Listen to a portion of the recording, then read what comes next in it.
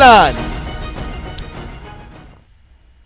नमस्कार, स्वागत आप सभी का। मैं हूं आपके साथ हेमंत कुमार। राजस्थान में राज्यसभा की 4 सीटों पर हो रहे चुनाव का रण बेहद दिलचस्प स्थिति में है और इसकी वजह है कल होने वाले मतदान को लेकर, जहां 4 सीटों पर 5 प्रत्याशी चुनावी मैदान में हैं और बीजेपी कांग्रेस के अपने अपने दावे। कांग्रेस के पास खुद के 108 विधायक और इसके अलावा आरएलडी के सुभाष गर्ग का समर्थन भी है। वहीं 13 निर्दलीय, 2 सीपीएम और 2 बीटीपी विधायकों का भी कांग्रेस पार्टी को साथ मिलने की पूरी उम्मीद है। लेकिन बीटीपी की अपने दोनों विधायकों को चुनाव में हिस्सा नहीं लेने की व्हिप जारी होने के बाद बीटीपी विधायकों पर अभी संशय है कि वे आखिरकार मतदान में हिस्सा लेंगे या फिर नहीं। तो बीजेपी के विधायक चंद्रकांता मेघवाल पर गिरफ्तारी की तलवार लटक रही है और ऐसे में यह देखना बड़ा दिलचस्प होगा कि राज्यसभा की राहों में आखिरकार बाजी कौन मारता है। आज इसी को लेकर के बात करेंगे, चर्चा करेंगे, जानने की कोशिश करेंगे कि आखिरकार बीजेपी कांग्रेस के फाइनल प्लान क्या है, कि किस तरीके से उनको एग्जीक्यूट किया जाएगा, आखिरकार कौन इसमें बाजी मारता है। अभी चंद घंटे बचे हैं, उससे पहले तमाम तरह के आरोप प्रत्यारोप भी है और कयास भी है। तो आज इसी पर चर्चा करेंगे। प्रदेश का सबसे महत्वपूर्ण पैनल इस वक्त हमारे साथ चर्चा करने के लिए मौजूद हैं और मैं आपका परिचय करवा दूं तमाम दर्शकों के साथ। भरत मेघवाल हमारे साथ हैं, कांग्रेस पार्टी के नेता, साथ ही साथ मनीष पारिक हमारे साथ हैं, भारतीय जनता पार्टी के नेता सुरेश जैन हमारे साथ हैं राजनीतिक विश्लेषक के तौर पर, और महेश शर्मा हमारे साथ हैं वरिष्ठ पत्रकार के तौर पर। आप सभी का बहुत स्वागत है और सबसे पहले शुरुआत करेंगे भरत मेघवाल आपसे कि आखिरकार फाइनल प्लान क्या है, क्योंकि मुसीबतें बहुत सारी है और बीजेपी के कई आरोप भी है और बीच में ईडी वीडी सब आ गए हैं। हेमंत जी, देखिए, कांग्रेस पार्टी कल पूर्ण रूप से तीनों सीटें जीतने जा रही है, क्योंकि जिस तरह से आपने पिछले 8-10 दिन के क्रियाकलापों को देखा होगा, प्रत्येक विधायक, चाहे वो माननीय विधायक कांग्रेस के रहे हों, चाहे वो निर्दलीय रहे हों, चाहे वो बीटीपी, माकपा या अन्य पार्टियों के रही हो, सभी विधायकों ने कांग्रेस पार्टी को अपना समर्थन दिया है और उदयपुर में वो माननीय अशोक गहलोत जी के साथ राज्यसभा चुनाव की तैयारियों में है। आप देखिए, कई दिनों से भारतीय जनता पार्टी द्वारा जिस तरह से अनगढ़ंत बयान दिए जा रहे थे कि विधायक नाखुश है, विधायकों की सुनी नहीं जा रही है, विधायक अपने कार्य को लेकर परेशान हो रहे हैं, लेकिन सभी विधायकों ने उदयपुर में कांग्रेस पार्टी के साथ जाकर इनको उनका करारा जवाब दे दिया है। और 10 जून के दिन, कल जब शाम को मतगणना होगी, तब तीनों सीटों पर कांग्रेस पार्टी अपने तीनों राज्यसभा उम्मीदवारों को जीत के साथ अग्रिम बधाई देती है। ठीक है मनीष जी, आपका फाइनल प्लान क्या है, क्योंकि वो तो कह रहे हैं कि हम अग्रिम बधाई देते हैं कि तीनों जीतेंगे और इस तरह से गणित जो है उनके पास है 123, अगर मोटा मोटी देखें तो 123 की जरूरत है, तो वो उनके पास अभी है। अगर इनमें से बाकी कुछ लोगों को निकाल भी दिया जाए तब भी नहीं। बड़ी बात यही है कि जिस तरह से विधायकों को गिरफ्तार करने की कवायद चल रही है, पुलिस को उनके पीछे लगा रखा है और ताकि एक एक वोट की लड़ाई वो करना चाह रहे हैं, इसका मतलब तो यही है कि दे आर नॉट कंफर्टेबल। अगर वो कंफर्टेबल होते और उनको 15-20 वोट ज्यादा मिल रहे होते तो ये काम नहीं हो रहे होते, एक बात। दूसरी बात ये भी है कि जो जिन लोगों को ये समर्थन में बता रहे हैं उनका अपना वोट है, उनका व्हिप भी नहीं होता, और जो व्हिप है अगर वो उल्लंघन का नहीं है तो आखिरी समय तक अपना विचार से वोट दे सकते हैं। तो मुझे ऐसा लगता है कि इस बारे में ज्यादा कुछ बचा नहीं है और इसी कारण से ये स्पष्ट है कि 2 सीट ही कांग्रेस जीत पाएगी और जो निर्दलीय उम्मीदवार हैं वो निर्दलीय विधायकों के उसके कारण उनको वोट मिलेंगे। लेकिन मनीष जी, खीर आपके लिए बड़ी है और जिस तरह की अभी खबरें निकल करके आ रही है कि प्रशिक्षण शिविर में ही आपका, जिस तरह से आप कहते हैं कि बुधवार को मॉक पोल हुआ, उसमें 5 वोट खारिज हो गए, दोबारा करवाया गया 2 वोट खारिज हो गए, कहीं ऐसा हो गया तो और ज्यादा परेशानी है। और कुल मिलाकर के अगर आरएलपी के भी आपके पास वोट आ जाते हैं, सपोर्ट आ जाते हैं, तब भी आंकड़ा पूरा तो नहीं हो पा रहा है। नहीं, ये तो यही मैंने कहा कि मॉक पोल में ही हो रहा है। इसका मतलब ये है कि इंटेंशन बिल्कुल सही है और मॉक पोल में जो टेक्निकल मिस्टेक हुई होगी, आप जैसे कह रहे हैं, इस तरह की कोई बात है नहीं वैसे, लेकिन फिर भी चूंकि ये खबर आप समझ मैं तो कह रहा हूं कि अगर आप मान लें, आरएलपी का समर्थन वाला भी मान लें, तो दूसरी सीट के लिए 8 वोट और ज्यादा चाहिए होंगे। वो कहां से लाएंगे, क्या गणित है, फाइनल प्लान क्या है उसका आपके पास, बताइए जरा। मैंने आपको कहा ये तो कल ही पता चलेगा, लेकिन मैं आपको निवेदन करूं कि निर्दलीय अच्छी खासी संख्या में है और निर्दलीयों को व्हिप का कोई कानून नहीं है। तो वो किसी को भी वोट एंड टाइम पर भी कर सकते हैं।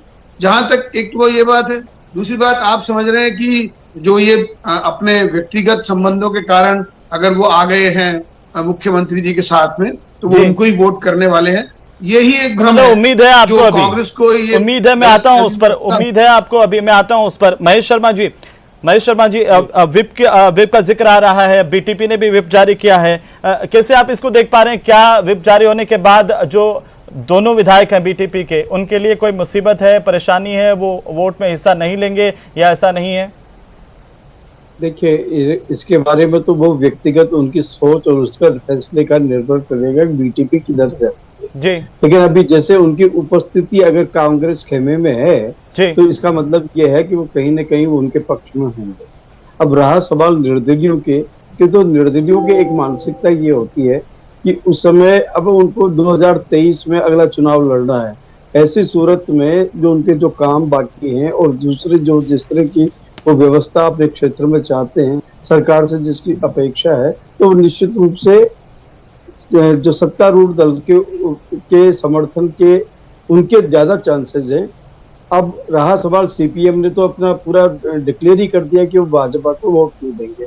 भाजपा को वोट नहीं देने और उनको वोट देने का मतलब निर्दलीय को वोट देने में उनका क्या रोल रहेगा अभी स्पष्ट नहीं है। वो कौन सी प्रायोरिटी में, अगर पहली प्रायोरिटी में उनके कोई कांग्रेस के प्रत्याशी हैं तो हो सकता है कि द्वितीय प्रायोरिटी में उनको वो किसी को भी दे सकते हैं। कांग्रेस तो 125-26 का दावा कर रही है ना महेश जी?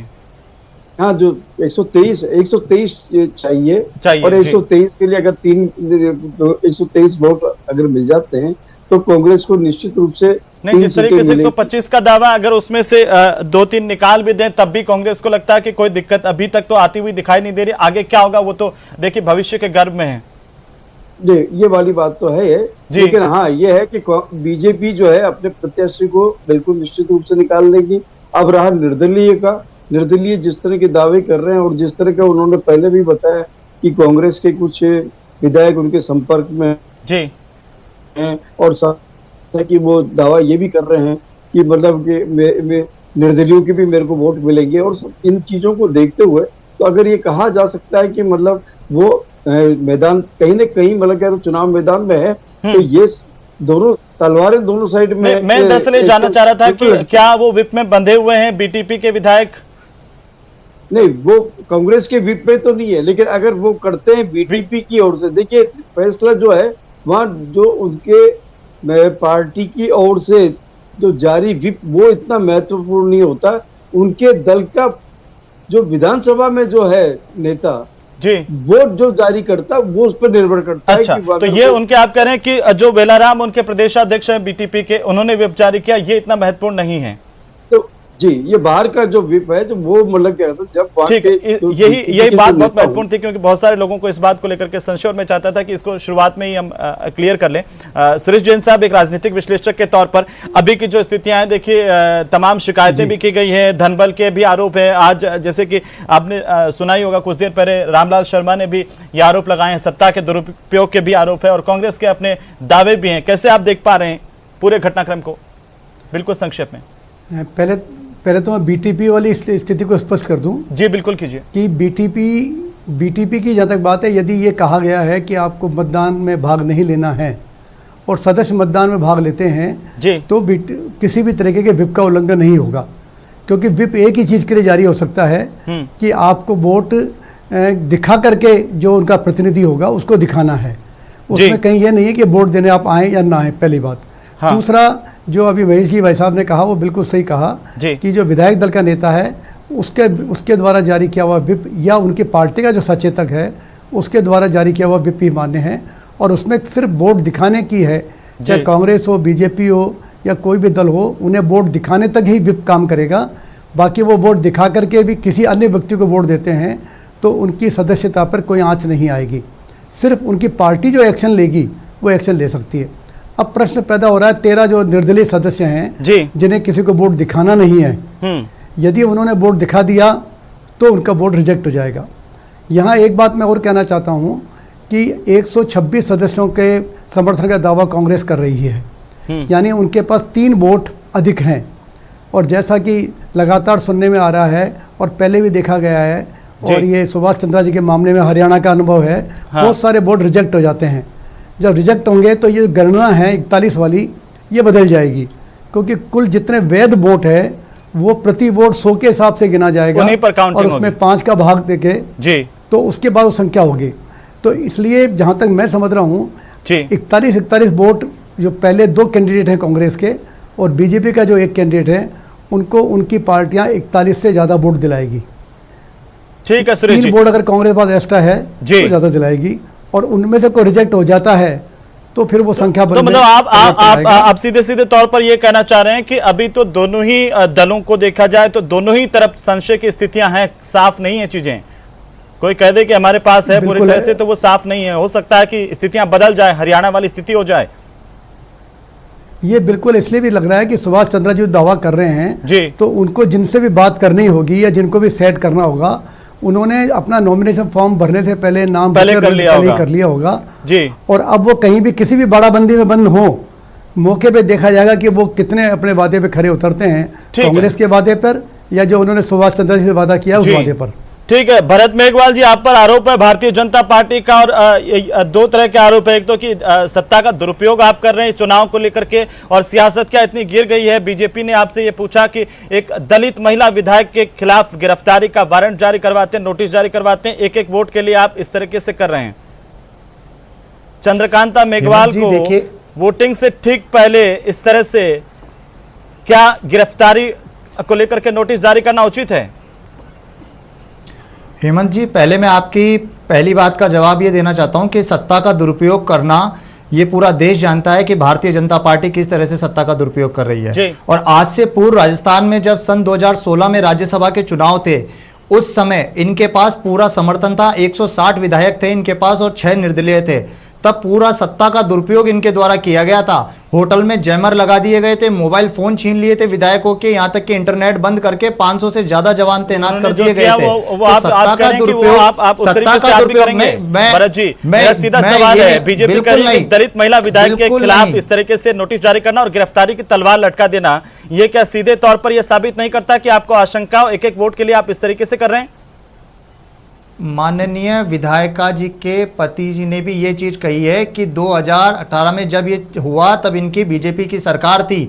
हमने बहुत प्रयास किया मंत्री जी और मुख्यमंत्री जी को ये समझाने का कि हमारे खिलाफ कार्रवाई गलत ढंग से हो रही है। इनकी खुद की सरकार थी, तब इन पे किस तरह से इन्होंने कार्रवाई क्यों नहीं की? आज अगर कोई एजेंसी, चाहे वो राज्य सरकार की हो चाहे वो केंद्र सरकार की हो, अगर वो कांग्रेस के माननीय विधायकों पे कार्रवाई करती है तो उचित है, और वही एजेंसी अगर इनके भाजपा के विधायकों पे कार्रवाई करती है तो वो गलत है। आए हुए इतना समय हो गया और इतने समय तक कोई कार्रवाई नहीं की, और जब राज्यसभा के चुनाव आए तब आपको याद आया कि चंद्रकांता मेघवाल पर कोई केस है और उनकी गिरफ्तारी होनी चाहिए, और इसे हम राज्यसभा के चुनाव के वोटिंग से जोड़ करके नहीं देखें।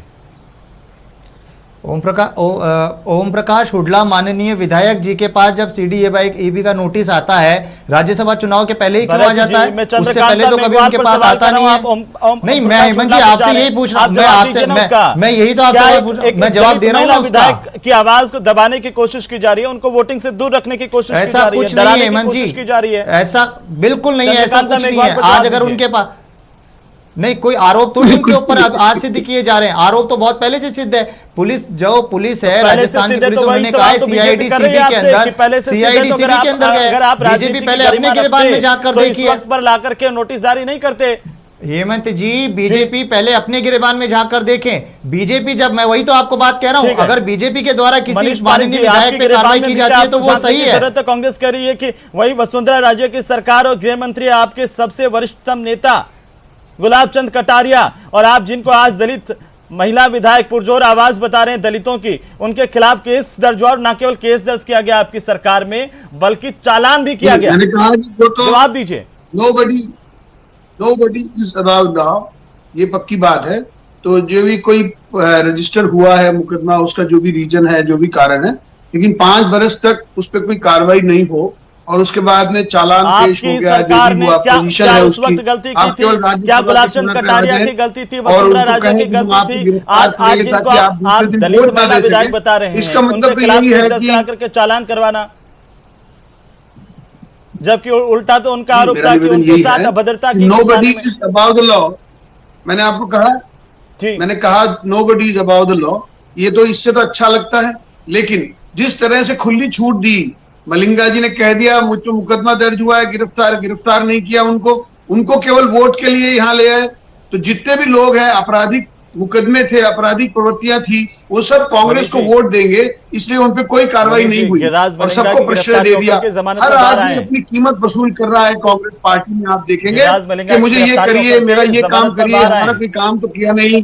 मुख्यमंत्री जी बोलते हैं, ये सब बातें कर रहे हैं और ये सब जो हो रही है बातें, इसका मतलब दुनिया में माहौल कैसा है आप समझ सकते हैं कि Congress is afraid to defeat. उनको लगता है कि हम एक सीट हमारी निकल गई है और अब इस कारण से वो उन लोगों को आज ये पता चला कि दलित महिला विधायक है जिनके खिलाफ अत्याचार हो रहा है, न्याय हो रहा है। जब आपके वोट की बात आई, वो ये कह रहे हैं कि उससे पहले तो आपकी सरकार है उनके खिलाफ केस दर्ज करके इस तरह से कार्रवाई कर रही थी, तब आपको याद नहीं आया कि वो दलितों के पुरजोर आवाज हैं? तब तो आप कह रहे हैं कि कानून अपना काम कर रहा है, तो ये भी तो यही कह रहे हैं कि कानून अपना काम कर रहा है। फर्क क्या है? अभी आप जो मेरा निवेदन यह है कि जो चंद्रकांता मेघवाल जी के विषय पर आप कह रहे हैं, उसके बारे में मैं कह रहा हूं कि इस राज्यसभा के चुनाव के बाद कर लेना, 2 दिन बाद, 2 दिन पहले पुलिस भेजने का कारण क्या है? 2 दिन बाद उनकी गिरफ्तारी हो जाए तो कोई दिक्कत नहीं है, तब भारतीय जनता पार्टी को कोई ऑब्जेक्शन नहीं होगा। मैं क्या निवेदन कर रहा हूं, मैं इसीलिए तो बताना चाह रहा हूं कि कांग्रेस पार्टी क्यों अफ्रेड है। चलिए जल्दी से भरत जी, जल्दी से कमेंट, उसके बाद में महेश जी के पास और बाकी मैं मानूंगा जाऊंगा। जल्दी से इस बात का जवाब दीजिए। तो उनको उसमें एडवांटेज है, तो एक वोट की चिंता हो रही है।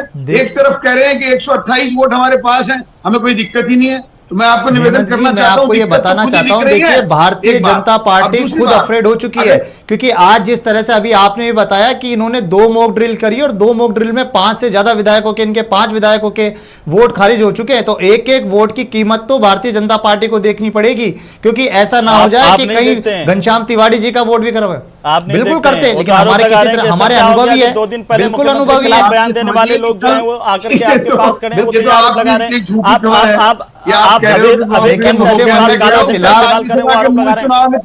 काला धन का इस्तेमाल तो मध्य प्रदेश, गोवा, कर्नाटक की सरकार को गिराने के लिए भारतीय जनता पार्टी द्वारा किया गया था और इसे सब लोग जानते हैं। और आज राजस्थान की राज्यसभा चुनाव में भी जिस तरह से आपसे समझना चाह रहा हूं कि अगर ये जो इतना बवाल चंद्रकांता मेघवाल की गिरफ्तारी को लेकर के, क्या उनकी गिरफ्तारी हो सकती है और इतना आसान होगा कि अगर उनकी गिरफ्तारी हो जाए वोटिंग से पहले तो उनको मतदान से वंचित किया जा सके? देखिए, कोशिश के मैं जहां तक समझ रहा हूं, सरकार जो है जो ये अपनी छवि को ध्यान में रखते हुए इस तरह का नहीं करेगी। अब ये कानून की बात है, तो जो कानून सर्वोपरि है, तो वो अपने कैसे एक्शन में लेता है, क्या वोटिंग से पहले उनको गिरफ्तार किया जाएगा या मतलब एक रास्ता निकाल करके कुछ किया जाएगा? नहीं, क्या कोई ऐसा प्रावधान है क्या कि गिरफ्तार होने के बावजूद भी उनको वोटिंग के अधिकार से तो वंचित नहीं किया जा सकता? हाँ, ये भी है, बिल्कुल है, वंचित नहीं किया जा सकता। लेकिन अगर वो नहीं पहुंच पाई तो उस समय का क्या रोल होता है, तो अपने आप ही जैसे सुरेश जी ने बताया कि मतलब क्या होता है ना, उसकी जितने अनुपस्थित रहते हैं तो वो काउंटिंग वैसे डाउन हो जाती है, उसके वोटों की उसी तरह की मतलब जो पोजीशन होती है, तो उनका आंकड़ा बदल जाता है। ठीक है सुरेश जी, अभी जी मैं आता हूं सर। अभी 41 की जरूरत है, हो सकता है कि उस समय का जो भी होगा रिजेक्ट वगैरह जो जितने भी होंगे उसके हिसाब से वो संख्या भी डाउन हो सकती है कि कितने मतलब प्रत्याशी। जी आप इसमें कुछ जोड़ना चाह रहे हैं कि क्या जो मतदान से पहले चंद्रकांता मेघवाल की अगर गिरफ्तारी होती है तो 1 वोट का खतरा हो जाएगा और इसलिए कांग्रेस की सरकार ऐसा कर रही है जैसे कि आरोप लगा रही है? एक्चुअली क्या है जी, पुलिस पर कानूनन 24 घंटे के अंदर उनको कोर्ट में पेश करना जरूरी होता है जी। अगर वो कल सुबह गिरफ्तार करते हैं तो परसों सुबह तक पुलिस उनको अपने कब्जे में रख सकती है और उस समय उनका वोट निश्चित रूप से नहीं डल पाएगा। लेकिन यदि उनको आज ही गिरफ्तार कर ले या वो एडवांस बेल करा लें या फिर जैसा कि हम आए दिन देखते हैं सुरेश जी कि क्या कोई एक विधायक का विशेषाधिकार नहीं है कि उसको वोटिंग से वंचित नहीं किया जा सकता? अगर पुलिस अरेस्ट भी करे तो उनको वोट देने की अनुमति होगी? नहीं, जो आम मतदाता को, जो जैसे मेरे को लोकसभा या विधानसभा में वोट देने का जो मुझे अधिकार है, उतना ही अधिकार इस राज्यसभा चुनाव में एमएलए को है। उसको कोई विशेष अधिकार इस अवसर पर प्राप्त नहीं है। सिर्फ विधानसभा का सत्र अगर चल रहा हो तो उसे उस गिरफ्तारी से बचने के चांसेज हैं। बाकी एक और आखिरी कमेंट मैं आपसे चाहता हूं सुरेश जी, इसी मसले पर कि क्या ये एक इसलिए कोई कार्रवाई की जा रही है कांग्रेस सरकार की तरफ से कि आखिरकार एक वोट कम किया जा सके, जैसा बीजेपी का आरोप है? हाँ, प्रेमा फेसी तो ऐसा ही लगता है, क्योंकि एक लंबा समय हो गया, बाकी मुझे केस की फैक्ट्स मालूम नहीं है, लेकिन प्रेमा फेसी ऐसा ही लगता है, ये बिल्कुल सामान्य से बात है। 2016 का मामला जिसका चालान भारतीय जनता पार्टी की सरकार में गुलाब चंद कटारिया के गृह मंत्री रहते हो गया था। अब चालान के बाद तो गिरफ्तार करने की कोई बात ही नहीं होती है, क्योंकि जब चालान पेश किया तो या तो उन्होंने जमानत करा ली होगी, और नहीं कराई तो ये गिरफ्तारी वारंट पेंडिंग होगा, और अब उनको याद आ रही है तो बहुत आश्चर्य की बात है ये तो। जी महेश जी, एक कमेंट चाहता हूं इस पर कि जो मौजूदा सियासत है और राज्यसभा चुनाव को लेकर के जिस तरह से आरोप प्रत्यारोप है, कैसे आप इसको देखते हैं? बिल्कुल संक्षेप में थोड़ा समझाइए। देखिए, ये जो आरोप प्रत्यारोप राजनीति का एक मूल मतलब क्या कहते हैं सिद्धांत भी होता है कि एक दूसरे की छवि को किस तरह से प्रभावित किया जाए और उस छवि को आम सामान्य के प्रति करके अपनी ओर आकर्षित किया जाए। तो ये वाली बात अलग है कि आरोप प्रत्यारोप की राजनीति। अब आप ये देखिए, चुनाव ही जब लड़े जाते हैं आरोप प्रत्यारोप को लेकर के ही एक कोई ऐसा बयान आ जाता है, तो उस बयान से मतलब किस तरह की बात होती है। जैसे अभी हाल ही का जो आपने देखा होगा परिदृश्य, एक भाजपा प्रवक्ता की ओर से जैसा बयान दिया गया था, तो उसको लेकर के पूरे विश्व में भी बवेला हुआ। तो ये मतलब ये कहीं ना कहीं ठीक है, मैं एक कमेंट बिल्कुल संक्षेप में, भरत जी बिल्कुल संक्षेप में कमेंट चाहता हूं कि क्यों नहीं इसको सत्ता का दुरुपयोग जैसे बीजेपी कह रही है, और सीधे तौर पर ये आरोप तो लग ही रहे हैं कि चुनाव के इन वक्त पहले इस तरह के अगर हथकंडे अपनाए जाए तो उसको तो यही माना जाएगा। भरत जी एक लाइन में बताइए। देखिए, कांग्रेस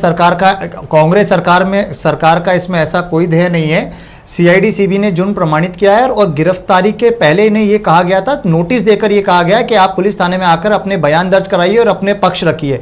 ये उस नोटिस पे नहीं गए हैं, फिर दोबारा एक नोटिस निकाला जा रहा है जिनको आज उपस्थित होना था। अगर आज उपस्थित नहीं होते फिर जाके 41A के अंदर इनकी गिरफ्तारी का निकाला जाएगा। सरकार डायरेक्ट जाके गिरफ्तारी नहीं करी। अगर आप सही है तो आप अपना जाके अपना बयान रखिए, अपना पक्ष रखिए, उसमें सरकार ने कहा मना करा है। पुलिस अपना कार्य कर रही है, सीधे गिरफ्तारी का तो आदेश दे नहीं दिया सर। मनीष जी जी जवाब दीजिए।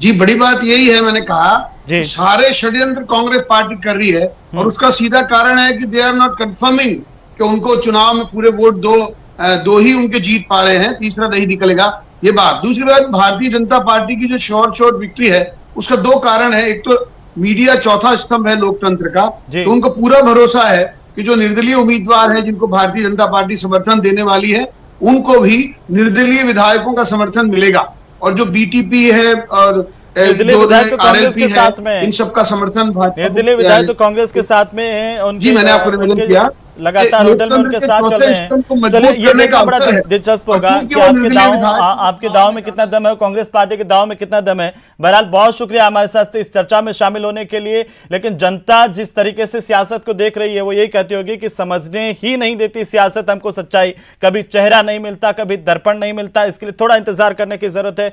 कल वोटिंग होगी और पता चलेगा कि कौन किसके साथ है। नमस्कार।